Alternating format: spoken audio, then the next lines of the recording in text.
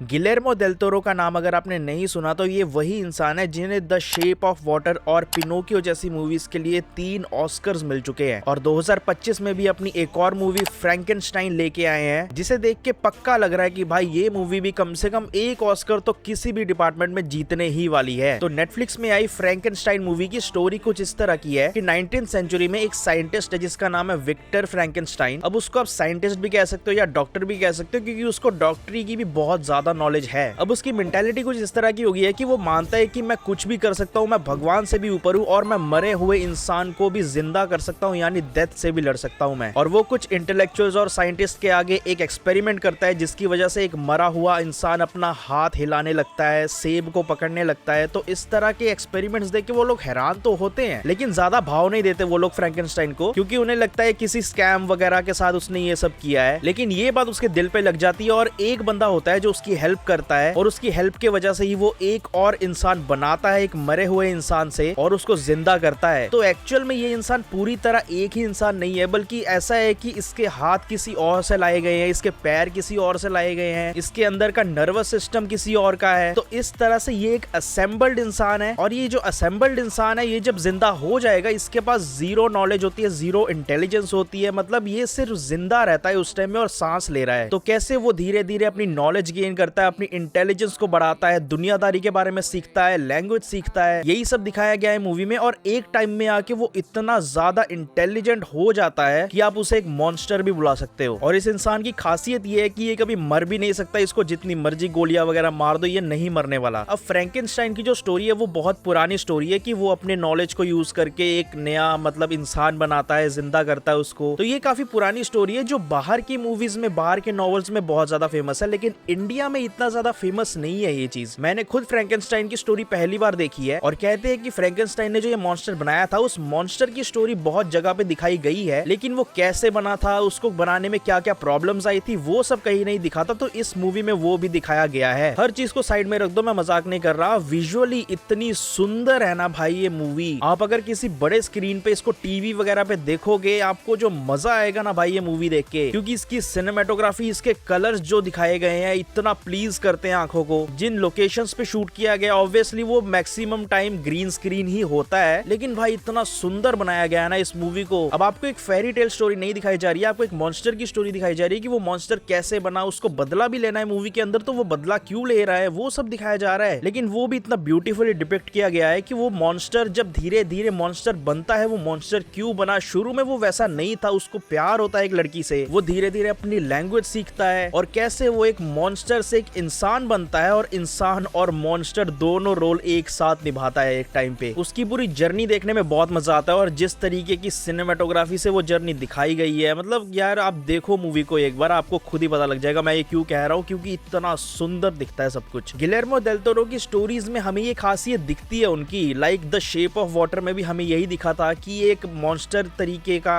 इंसान था, आप कह सकते हो, उसे एक लड़की से प्यार हो जाता है। और पिनोकियो मूवी में भी हमने देखा था कि एक वही लकड़ी का डॉल पिनोकियो जो बाहर बहुत ज्यादा फेमस है उस पे जान डाल देते हैं। तो उनकी मूवीज का ये पैटर्न रहा है कि आप किसी भी चीज में एक इंसान डाल सकते हो और उसे इंसान बना सकते हो तो वो कितना सही लगेगा। और वही चीज फ्रैंकेनस्टाइन मूवी में भी दिखती है कि बहुत ही ब्यूटीफुली सब कुछ दिखाया गया है। इसकी सिनेमेटोग्राफी के बारे में बात करूं तो जब वो मॉन्स्टर बनने लगता है, लाइक वो जो पूरा प्रोसेस दिखाया गया है कि बाहर तूफान चल रहा है, बारिश आ रही है, बिल्कुल डार्क माहौल है, पूरा मौसम एकदम डार्क हो चुका है, वो वाला पूरा सीक्वेंस सिनेमेटिकली इतना स्टनिंग दिखता है, लाइक शॉट्स को इतना सही लिया गया है। ऑल्सो बाहर के जितने भी सीन्स दिखाए गए हैं, लाइक बर्फीली एरिया पे शूट किया गया है, तो वो बर्फीली एरिया तो खैर नहीं है क्योंकि वो ग्रीन स्क्रीन से ही मोस्टली शूट किया गया है, लेकिन स्टिल वो ग्रीन स्क्रीन होते हुए भी इतना सही लगता है वो देखने में कि आपको ऐसा लगेगा कि आप उसी इन्वायरमेंट में हो अगर आप एक बड़ी स्क्रीन में देखो तो, क्योंकि यही एक्सपीरियंस आपको छोटे फोन वाले स्क्रीन में नहीं मिलने वाला। सिनेमेटोग्राफी या विजुअल्स के किसी भी ऑस्कर कैटेगरी में इसको ऑस्कर मिलने के पूरे चांस है, ये मैं लिख के देता हूँ। देखो भाई मूवी की लेंथ लंबी है क्योंकि ये 2.5 घंटे की मूवी है और ऐसा नहीं है कि 2.5 घंटे की मूवी मुझे सारी ही स्लो फील होती है या आपको सारी स्लो फील होगी, लेकिन फ्रैंकेनस्टाइन मुझे स्लो फील हुई क्योंकि बिल्कुल जीरो से स्टार्ट किया गया है कि वो फ्रैंकेनस्टाइन का बचपन कैसा था, वो कैसी फैमिली में बड़ा हुआ, वो कैसे कैसे अपनी नॉलेज गेन करके एक बड़ा साइंटिस्ट बना, वो सब कुछ दिखाया गया है। और एंड में आके उस फ्रैंकेनस्टाइन और मॉन्स्टर के बीच में क्या होता है वही तक लेके गए हैं ये लोग मूवी। तो एकदम 0 से 100 तक ये पूरी मूवी चलती है, तो इसलिए 2.5 घंटे का रन टाइम जरूरी भी था कहीं ना कहीं मेरे हिसाब से। से। लेकिन हाँ, इस बात को एग्री करना पड़ेगा कि भाई थोड़ी सी लंबी फील होती है, आपको पेशेंस देना पड़ेगा शुरू में, क्योंकि वो जो मेन किक है ना मूवी का वो तभी आएगा जब मैंने बोला कि वो सीन आता है जहाँ पे एकदम डार्क माहौल हो जाता है और वो मॉन्स्टर बनने लगता है, तो वो बिल्कुल पीक पे चला जाता है एकदम। दोनों एक्टर्स की एकदम कमाल की परफॉर्मेंस देखने को मिलती है। ऑस्कर आइजैक तो हमें पता ही है कि वो कितने ग्रेट एक्टर है, साथ ही साथ उस मॉन्स्टर का कैरेक्टर जिसने निभाया है वो एक्टर ने भी भाई जो कमाल की परफॉर्मेंस दी है ना यार, क्योंकि वो मॉन्स्टर शुरू से ही नहीं था, जब वो नया नया बना था उसके अंदर कोई नॉलेज नहीं थी, तो वो चीज अपने फेस में लाना कि मुझे दुनियादारी के बारे में कुछ नहीं पता। अब किन्हीं मूवीज में तो हमें दिखा देते हैं कि अगर किसी इंसान की याददाश्त चली जाए तो वो बोलता है कि मैं कहाँ हूँ, मैं कौन हूँ, मैं यहाँ क्या कर रहा हूँ, तो वैसी क्लीशे चीजें नहीं दिखाई गई, बल्कि मूवी के डायलॉग्स भी काफी सही हैं और वो इंसान किस तरह से अपने आप को एक मॉन्स्टर दिखाने की कोशिश करता है अपने डायलॉग से, वो देख के काफी मजा आएगा। और एक चीज मैंने नोटिस की कि पहले हाफ और दूसरे हाफ की जो स्टोरीज है वो बिल्कुल अलग अलग फील होगी। अब पहले हाफ में आपको विक्टर फ्रैंकेनस्टाइन की स्टोरी देखने को मिलेगी, वही सेकंड हाफ में आपको वो मॉन्स्टर की स्टोरी देखने को मिलेगी। और भले ही ये मूवी का नाम फ्रैंकेनस्टाइन हो, लेकिन एक टाइम पे आके वो मॉन्स्टर ओवरशैडो कर देता है फ्रैंकेनस्टाइन को, कि हमें लगने लगता है कि ये मूवी फ्रैंकेनस्टाइन के बारे में नहीं है बल्कि उस इंसान के बारे में जो मॉन्स्टर बनने वाला है या बन चुका है। अभी वो मॉन्स्टर बन के क्या करेगा, वो इतना डेंजरस हो चुका है सबके लिए, तो वो डेंजरस क्यों हुआ उसका भी रीजन है मूवी के अंदर। तो अगर आपको मतलब एक अच्छी स्टोरी देखनी है तो ये मूवी आपके लिए, क्योंकि 0 से लेकर 100 तक हर चीज दिखाई जाती है, हर सवालों का आंसर दिया जाता है और एंड आते आते कहीं ना कहीं सेटिस्फाइड भी फील होने लगता है कि हाँ मैंने एक अच्छी मूवी देखी है यार। और फिर से मैं कह रहा हूँ कि एक बड़ी स्क्रीन में देखने की कोशिश करना, क्योंकि भाई विजुअली ये मूवी बहुत तगड़ी लगती है। ऐसे ही और वीडियोस के लिए चैनल को सब्सक्राइब करके बेल आइकन दबाना मत भूलना और मैं आपको मिलता हूँ नेक्स्ट वीडियो में।